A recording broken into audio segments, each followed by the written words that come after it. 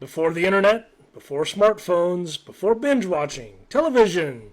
This was the invention that redefined how we saw the world and what we believed about it. This is my continuing journey through We Didn't Start the Fire by Billy Joel.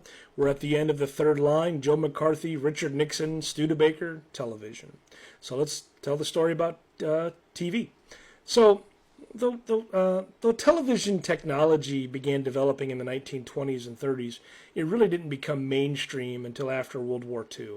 And by 1948, there were only about 1 million TVs in American homes. But just 6 years later, there were 26 million. And so what caused the explosion? Well, one, prices dropped. Programming was able to expand, and then families across the country began rearranging their furniture around this glowing black and white screen. This wasn't just a new appliance. It turned out it was a cultural revolution. And then the 1950s. Well, the 1950s become known as the golden age of television. You had I Love Lucy, The Honeymooners, The Ed Sullivan Show, Leave It to Beaver. Television began to shape everything: fashion, slang, family dynamics, even how people voted. When Richard Nixon appeared sweaty and uncomfortable in the 1960 debate with John F. Kennedy, many radio listeners thought that Nixon had won. But TV viewers, they saw Kennedy. They saw him as this calm, youthful, and this guy that was in control. TV didn't just report the news. In this case, it created it.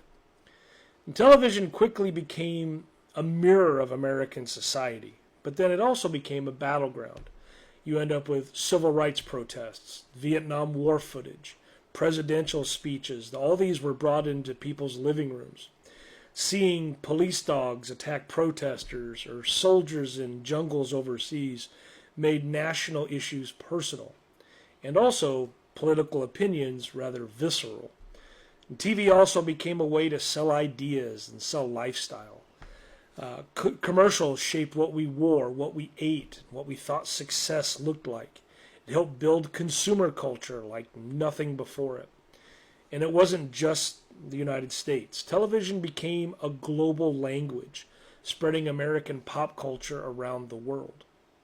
And of course, not everyone loved what TV was doing.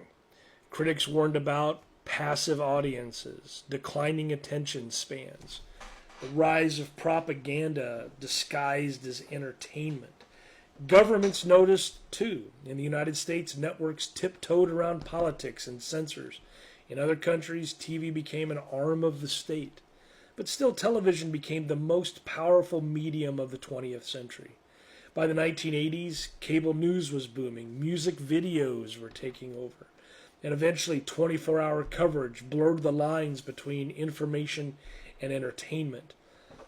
But it all started with a flickering black and white box in the corner of the room. Why does it matter? For history purposes, why does it matter? Well, television changed how we think, how we vote, how we raise our children, how we see the world. It could bring families together or shape entire political movements. It made stars, it toppled politicians, and it turned major events into shared memories. Without television, modern life and modern history would look completely different. It didn't just reflect our culture. It helped write it. Next up in We Didn't Start the Fire, North Korea, South Korea. So follow along. You can go back to my profile and you can see the videos in order, topic by topic. So follow along to keep learning the stories behind every lyric. And that's television, one of those things that you should know by being alive. Thanks for watching.